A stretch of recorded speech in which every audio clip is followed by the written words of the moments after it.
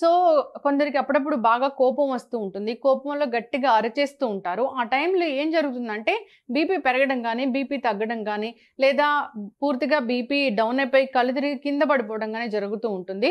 So అలాంటప్పుడు ఒక home remedy ఉంది. దాని నుంచి బయటపడడానికి. అదేంటో తెలుసుకుందాం. అంతేకాదు ఈ హోమ్ రెమెడీని పాటించడం వల్ల ఏంటంటే బ్లడ్ ప్రెషర్ కూడా కంట్రోల్‌లో ఉంటుందని చెప్తూ ఉన్నారు. సో దాని గురించిన వివరాలు తెలుసుకుందాం. ఈరోజు మనతో పాటు ఉన్నారు ప్రముఖ vegetable therapist and Sons spiritual society founder Vikramaditya గారు. గురుగారు నమస్కారం అండి. సూర్యోస్మి తల్లి. గురూజీ, కోపం బీపీ ఒకటా వేరు వేరా? కోపము బీపీ. బీపీ అనేది ఒక రుగ్మత భౌతిక శరీరానికి సంబంధించి. కోపం అనేది భావ వ్యక్తీకరణ. మీరు చేసే పని నాకు నచ్చనప్పుడు నేను నా ఎమోషన్ని ఒక అరవడం ద్వారా, లేకపోతే నా చేతిలో ఉన్న ఏదో వస్తువుని విసరడం ద్వారా నేను వ్యక్తపరుస్తున్నాను. నువ్వు చేసే పని నాకు నచ్చట్లేదని. అది మనసుకు సంబంధించింది. బీపీ అనేది శరీరానికి సంబంధించింది. మనం చేసేటువంటి పనులలో మనకి సంబంధించినటువంటి ఈ భౌతిక దేహానికి కావాల్సిన పదార్థాల్లో ఒక పదార్థం తాలూకు లోపం వల్ల భౌతిక శరీరం చెడిపోతుంది. అది బీపీగా, అంటే బీపీ అనేది ఫస్ట్ రోగం కాదు, గుర్తుపెట్టుకోండి. బీపీ అంటే రోగం కాదు, బ్లడ్ ప్రెషర్. శరీరంలో రక్త ప్రసరణ యొక్క స్థితిగతులలో అవకతవకలు, ఎక్కువ తక్కువలు. అంటే నాకు మెడికల్ టెర్మినాలజీ తెలియదు. నేను పూర్తిగా ఆయుర్వేదము కాదు, నేనేమి బిఏఎంఎస్ కానీ బిహెచ్ఎంఎస్ కానీ ఇలాంటివి ఏం చేయలేదు. నేను ప్రకృతిని, దానికి సంబంధించిన పుస్తకాలని, ఆల్టర్నేటివ్ థెరపిస్ట్ని ఫాలో అవుతూ ఉంటాను. అయితే గురూజీ, బాగా కోపం వస్తుంది. కోపం వచ్చినప్పుడు అరిచేస్తారు.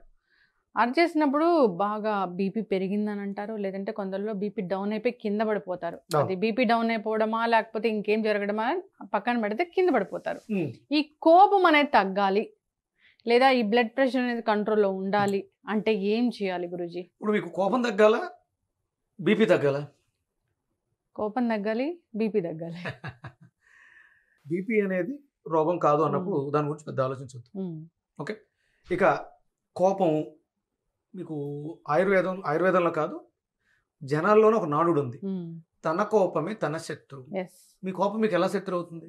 ఇప్పుడు అరుస్తాము, సో దానివల్ల అరిచావమ్మా, నీ కోపం వచ్చి అరిచావు, నాకు కోపం వచ్చింది, నేను ఏదో ప్లాన్ చేస్తా, రేపు చూద్దాం కిందకి రాకపోతా కదా అని చెప్పి ఆలోచిస్తాను. తన కోపం ఏం చదువుతారో వ్యక్తిగతంగా ప్రత్యక్షంగా ఇది, లేదా ఇమీడియట్ గా నువ్వు నన్ను మీద అరిచావు, నేను నీకంతా కొంచెం బలవంతుణ్ణి, నేను స్లాప్ చేయటము, గెంటేయటము, లేకపోతే ఇక్కడ ఉన్నది ఏదో ఇసిరేయడమో చేస్తాను. దానివల్ల పెద్దగా ఇబ్బంది ఉండదు. కానీ తన కోపమే తన శత్రువు అని ఎందుకు అన్నారంటే, ఇది ఒక ఎమోషన్, భావంలోంచి వచ్చినటువంటి ఉద్వేగం, అదుపు చెయ్యలేనంత వేగం. దీనివల్ల ఏమవుతుందంటే కిడ్నీల మీద ప్రభావం పడుతుంది కోపం వల్ల. ఆ కిడ్నీల మీద ప్రభావం పడడంతో శరీరంలో ఒక్కసారి, అంటే మన శరీరం అంతా కూడా 75% నీటితో నింపబడి ఉంది. కిడ్నీల వ్యవస్థ పూర్తిగా నీటితోటే ఆధారపడి ఉంది, అంతే కదా. అందుకని అక్కడ మీరు కోపపడడం వల్ల, బీపీ పెరగడం వల్ల కిడ్నీలు డ్యామేజ్ అవుతాయి. ఇప్పుడు కోపం అవసరమా? లేదు. తప్పు చేసావమ్మా, నష్టం వచ్చింది. ఇప్పుడు నేను దీనికి గీతలు పడింది, అమ్మాయి తెచ్చి సరిగ్గా పెట్టి అక్కడ పెట్టింది, కోపం వచ్చి అరిచావు, ఎందుకమ్మా అలా గట్టి పెట్టి పగిలిపోయింది. పగిలిపోయింది వస్తుందా? ఇది ఎలాగో రాదు. నీ కిడ్నీలు ఎందుకు బాడీ చేసుకోవడం? ఇంకొకటి, చెవికి సంబంధించిన సమస్యలు వస్తాయి. కిడ్నీకి, వాటర్కి, చెవులకి సంబంధం ఉంది. ఒక్కొక్కసారి మీకు చెవుల్లో హోరు వస్తుంటుంది. ఎలా ఉంటుంది ఆ హోరు? ఎప్పుడు గమనించారు? హోరు అన్నాం. హోరు అనే శబ్దం ఎక్కడి నుంచి వస్తుంది? సముద్రం నుంచి వస్తుంది. సముద్రంలో ఆటుపోట్లు ఉన్నప్పుడు ఆ హోరు మీ చెవిలో వచ్చే హోరు ఒక్కటే. అంటే నీటికి, కిడ్నీలకి, చెవికి సంబంధం ఉంది. చెవుడు తెచ్చుకోవాల్సిన అవసరం ఉందా? అరిచి కోపం తెచ్చుకుని కిడ్నీలు పాడు చేసుకుని చెవులు పాడు చేసుకుంటాం. ఏదో అందమైన శ్రావ్యమైనటువంటి గీతాలు వినడానికి, మంచి మంచి మాటలు వినడానికి ఉపయోగపడే చెవుల్ని అరిచి పాడు చేసుకుని ఎందుకు పాడు చేసుకుంటాం? అందుకని ఇక్కడ కోపాన్ని తగ్గించుకోవాలి. ఏమో నష్టం ఏముంది? పగిలిపోయింది, ఇప్పుడు కొనుక్కుంటాం. తప్పు చేశారు, సరిదిద్దడానికి ప్రయత్నం చేస్తాం. కానీ కీలకం కాబట్టి ఫర్గివ్నెస్, క్షమాగుణం, కృతజ్ఞత.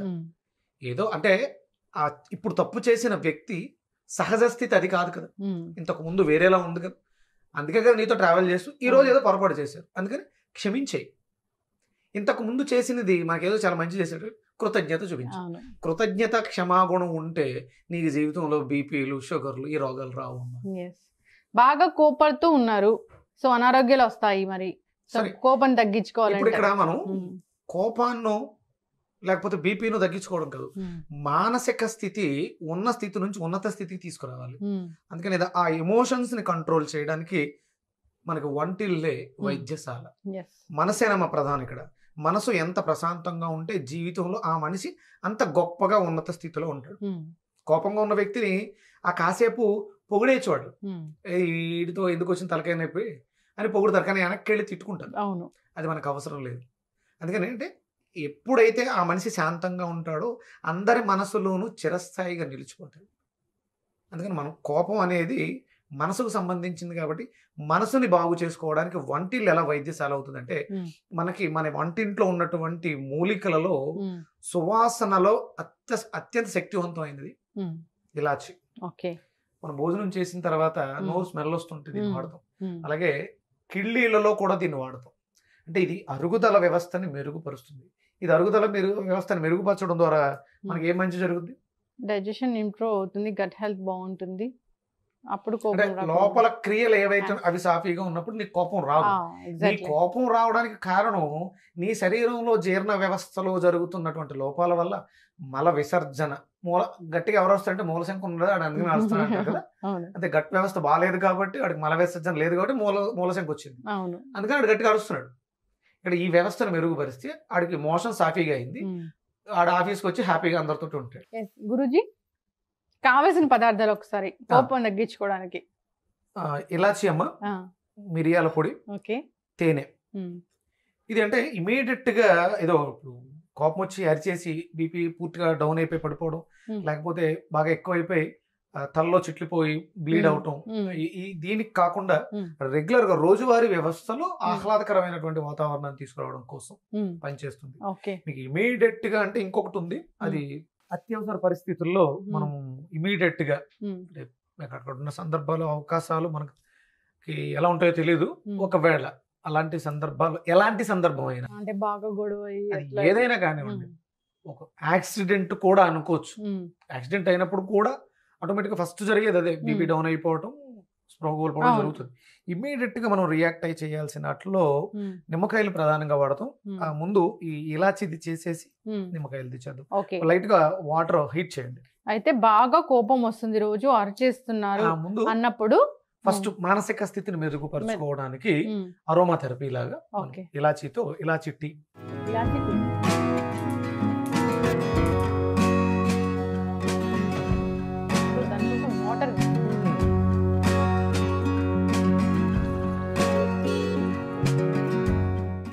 ఇలాచి టీ తీసుకుంటే సరిపోతుందా గురూజీ? రెగ్యులర్ గా ఇలాచి, మిరియాల పొడి, తేనె వేసుకొని దాన్ని మనం టీ లాగా రెగ్యులర్ గా మనం ఏదైతే పాలు, కాఫీ, టీలు వాడుతున్నామో వాటి బదులు దీన్ని పెట్టుకోవడం వల్ల ఫస్ట్ మనం నువ్వు బాగుంటేనేనమ్మా, నువ్వు బాగుంటే ఫస్ట్ నువ్వు బాగుంటావు, నువ్వు బాగుంటే నువ్వు బాగుంటావు, నీకు నువ్వు నచ్చుతావు. నువ్వు బాగుండడం అంటే నా మనసు బాగుంటే నాకు నేను నచ్చుతానా, నా హెల్త్ కూడా బాగుంటది. నువ్వు బాగుంటావు, ఫస్ట్ నువ్వు బాగుంటే నువ్వే బాగుంటావు. నీ తర్వాత నీ మీద ఆధారపడినటువంటి తల్లిదండ్రులు కావచ్చు, భర్త కావచ్చు, పిల్లలు కావచ్చు, ఇలా. ఇక దాని తర్వాత సొసైటీ. ఇప్పుడు ఒక సంస్థలో పనిచేస్తున్నావు, ఇక్కడ నువ్వు ఆ సంస్థ కోసం కష్టపడి పనిచేసి దాన్ని తాపత్రయం ఉంటుందిగా లేపాలని. నువ్వు బాగున్నప్పుడే నీవు సృజనాత్మకతతో నువ్వు వర్క్ చేసావు అనుకో, డిఫరెంట్గా ఎలా చేయాలి, డిఫరెంట్ వీడియోస్, డిఫరెంట్ గెట్స్, వీళ్ళతో ఎలా మాట్లాడాలి, నీ ప్రెజెంటేషనే కదా మేము కనిపించేది, ఫస్ట్ నువ్వే కదా, నువ్వు బాగున్నప్పుడే కదా. అందుకని నీ మానసిక స్థితిని మెరుగుపరుచుకోవడానికి ఇది అద్భుతంగా ఉపయోగపడుతుంది, నీకే కాదు యావత్ ప్రపంచానికి. జనరల్ గా ఒక గృహిణి అయినా కానీ ప్రశాంతంగా ఉంటేనే ఆ ఇల్లు ఎంత సస్యశ్యామలంగా ఉంటుంది. స్త్రీ సంతోషంగా ఉంటే యావత్ ప్రపంచం. అవును, ఖచ్చితంగా. సో మానసిక ప్రశాంతత కోసం పూజల్లో వాటిలో చెప్తాడు, ఎత్తర నార్యస్తు పూజ్యంతే రమంతే తత్ర దేవతాని. ఎక్కడైతే స్త్రీలు పూజింపబడతారంటే కూర్చోబెట్టి పూలతో పూజ ఎక్కల్లా, వాళ్ళు మనశ్శాంతిగా ప్రశాంతంగా ఉండడానికి మనం ఏవైతే చేయాలో అవి చేయాలి. సో బాగా కోపం వస్తుంది, బీపీలు పెరిగిపోతున్నాయి అన్నప్పుడు సో మానసిక ప్రశాంతత కోసం ఇప్పుడు మనం చెప్పే రెసిపీని తయారు చేసుకుని తీసుకుంటే ప్రతిరోజు తీసుకుంటే సరిపోతుంది. అంటే హ్యాపీగా మీకే ఎందుకు చెప్తున్నానంటే మీరు చేయడం ద్వారా, మీరు తాగడం ద్వారా మీరు బాగుండి మీ భర్తలకి, మీ పిల్లలకి, మీ అత్తమామలకి వీళ్ళందరికీ ఇవ్వగలుగుతాం. అంటే మీతో పాటు ఒక కుటుంబం, ఒక వ్యవస్థనే మార్చే శక్తి మీకుంది. ఎస్, ఖచ్చితంగా గురూజీ. వాటర్ వేడి అయ్యాయి. నెక్స్ట్ ఇది ఇలాచీ పౌడర్ అమ్మా, ఒక పావు టీ స్పూన్ అనుకోండి. ఓకే, ఇదంతా గట్ హెల్త్ కూడా మంచిదే మీరు చెప్పేవన్నీ కూడా గురూజీ. ఫస్ట్ వ్యవస్థ అదే అమ్మా. మనం ఎన్ని రకాల మందులు వాడినా గట్ హెల్త్ బాగుంటేనే నువ్వు బాగుంటావు. మంచిది గురూజీ.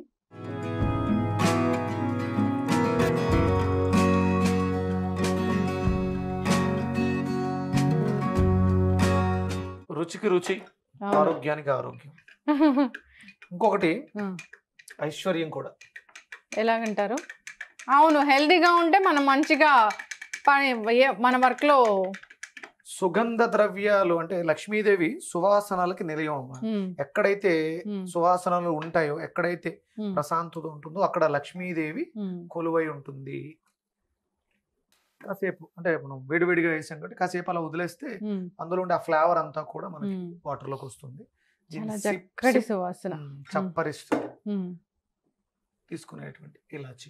ఓకే, కోపాలు, బీపీలు, ఫ్రస్ట్రేషన్లు, స్ట్రెస్లు, గట్ హెల్త్ బాగుండాలంటే ఇలాచీ రోజుకి ఒకసారి. అంటే ఆర్డర్ లో లేని వాళ్ళు మనం ఆర్డర్ లో రావడం కోసం రెగ్యులర్ గా ఇవన్నీ మనకి వంటింట్లో ఎందుకు పెట్టారు అంటే మనం ఏదో ఒక రకంగా దాన్ని తీసుకోవాలి. అది మీరు బిర్యానీలో వేస్తారా, లేకపోతే కర్రీస్ లో వాడుకుంటారా, ఇలా. అంటే ఇప్పుడు నేను రోజుకి ఒకసారి 1 మీల్ చెప్తున్నాను, మరి 1 మీల్ లో ఇన్ని రకాలు రావుగా. అందుకని ఏంటంటే గ్రీన్ టీలు ఇలా తీసుకోవడం వల్ల మానసికమైనటువంటి ప్రశాంతత వస్తుంది. ఇంకొకటి ఏంటంటే ఇక్కడ భయం, ఎమోషను, ప్రెజెంటేషన్, వాటర్ కదా, ఇది మనం ఇక్కడ వాటర్ లా తీసుకుంటున్నాం. వేడి చేసిన నీళ్లలో ఇలాచీని తీసుకోవడం ద్వారా లోపలికి వెళ్ళిన తర్వాత అది ఈ 70% వాటర్ ని మారుస్తుంది. అద్భుతమైనటువంటి ప్రశాంతత వస్తుంది. ఓకే, అంటే ఎసిడిక్ నేచర్ ని మార్చేస్తుందా? ఆల్కలైన్ చేస్తుంది. ఓకే, చక్కటి సువాసన గురూజీ. హాయిగా హ్యాపీగా దీన్ని స్వాదిస్తూ తీసుకోవచ్చు, చప్పరిస్తూ ఎంజాయ్ చేస్తూ తాగండి. ఓకే, ఇది ఒకటి.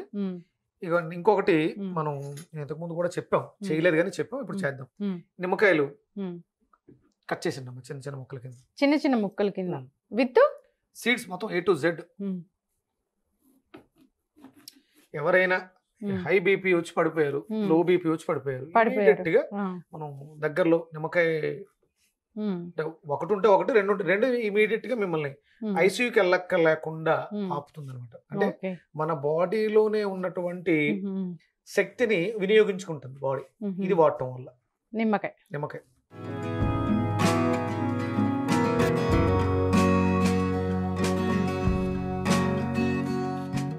So only lemon వేయాలంటారా? అంతే.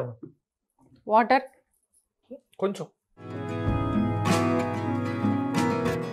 జస్ట్ వాటర్ అండ్ నిమ్మకాయలు అండ్ వాటర్ అంతే.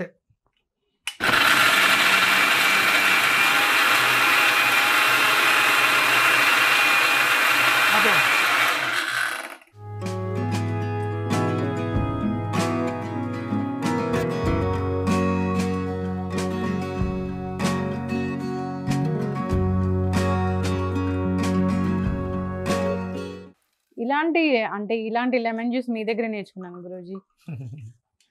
లెమన్ వాటర్ అంటే అది వేరే మేము తయారు చేసుకునేది. అదే అంటే అవసరమైన దాన్ని పాడేసి అవసరం లేని దాన్ని వాడతాం. అంటే నిమ్మకాయ జ్యూస్ కూడా మంచిదే. దాంట్లో ఏమేస్తారు? నిమ్మకాయ జ్యూస్ పిండి, 2 స్పూన్ల షుగర్ వేసి దాంట్లో కూడా మంచిదే ఉంది. దాన్ని పంచదారతో పాడు చేస్తాం. తర్వాత కొంతమంది నిమ్మకాయలో సాల్ట్ వేస్తారు. అవును, సైంధవ లవణం వేస్తే మంచిదే. మళ్ళీ సాల్ట్, సింథటిక్ సాల్ట్ వేస్తారు, పొడి పొడిలాడుతూ ఉండాలి అని చెప్పేసారు. ఇప్పుడు ఏం చేయాలి గురూజీ? దీంట్లో సైంధవ లవణం అమ్మ కొంచెం ఎక్కువైనా ఏం పర్వాలేదు. అంటే సహజంగా అయితే ఎవరికి ఎంత అయితే అంత అంటాం. ఇది ఒక 1/2 టీ స్పూన్.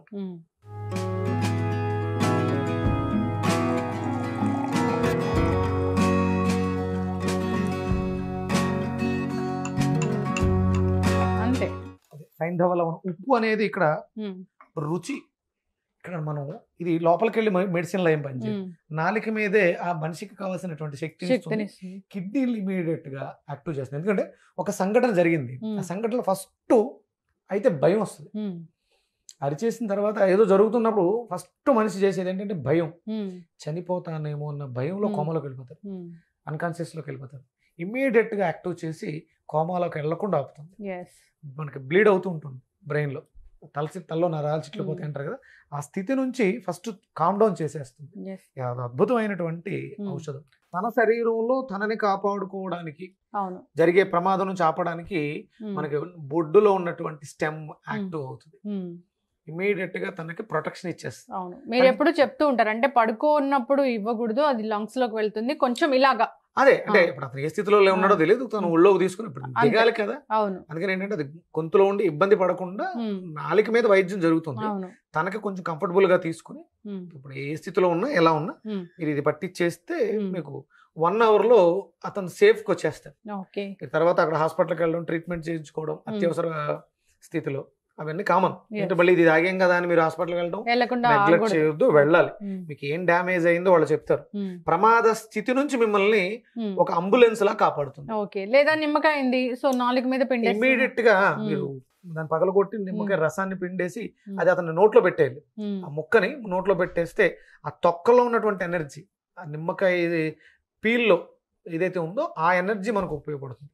అతను కొంచెం స్పృహలో ఉంటే కొరికేమనాలి నిమ్మకాయని, అందులో ఉంటే ఘాటైన వాసనలు అరోమా లెమన్ గ్రాస్ మీ బ్రెయిన్ లో ఉండేటువంటి సెల్స్ ని యాక్టివ్ చేసి మిమ్మల్ని రక్షిస్తాయి అద్భుతంగా. ఖచ్చితంగా గురూజీ. సో కోపం ఉన్న వాళ్ళు ఇలాచి టీని అలా తీసుకోవాలి, లేదు అన్కాన్షియస్ లోకి వెళ్ళిపోయారు అన్నప్పుడు వాళ్ళకి ఈ లెమన్ ని కొంచెం అలాగా ఇవ్వడం కానీ, లేదా ఇంట్లో ఉంటే కనుక ఈ విధంగా ప్రిపేర్ చేసి ఇవ్వడం కానీ చేయాలి. వెంటనే హాస్పిటల్కి తీసుకువెళ్ళాలి, ఎందుకు జరిగిందా ఏంటి అనేది. సో హాస్పిటల్కి వెళ్ళే దారిలో కూడా ఇవ్వచ్చు. అంటే మనకి ప్రమాదపు అంచుల నుంచి వెనక్కి తీసుకొచ్చి సరైన వైద్యం జరగడానికి ఆస్కారం ఇస్తుందమ్మా. చక్కటి ఇన్ఫర్మేషన్ గురువు గారు. సో కోపం అనేది ప్రమాదం. దయచేసి ఉద్రేకం చెంది కోపం ద్వారా మనుషుల్ని దూరం చేసేసుకుంటాం. తన కోపం తన శత్రువు అంటే నా అనేవాళ్ళు అత్యవసర పరిస్థితులు దగ్గర లేకుండా వెళ్ళిపోతారు, తప్పు చేస్తారు. తప్పు చేయని మనిషే ప్రపంచంలో ఎవరు పర్ఫెక్ట్ గా క్షమించుకోగలిగితే, కృతజ్ఞత చూపించగలిగితే మనం ఉన్నంత ఆనందంగా ప్రపంచంలో ఇంకెవరు ఉండరు. కానీ మనం ఆనందంగా ఉంటూ ప్రపంచాన్ని కూడా ఆనందంగా ఉంచేలా చేయొచ్చు. అవును, చక్కటి ఇన్ఫర్మేషన్ గురువు గారు. అందరు కూడా పాటించాలని కోరుకున్నాము.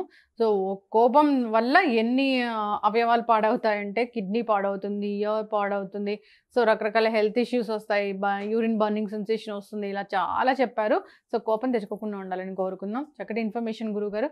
సో హ్యాపీగా ఉండాలి, గట్ హెల్త్ బాగుండాలి, సో అన్ని రకాలుగా మనం మానసిక స్థితి బాగుండాలి, స్ట్రెస్ తగ్గాలి, డిప్రెషన్ తగ్గాలి అంటే ఇలా టీ తాగాలని కోరుకుందాం. ధన్యవాదాలండి. సూర్యస్ మ్యామ్.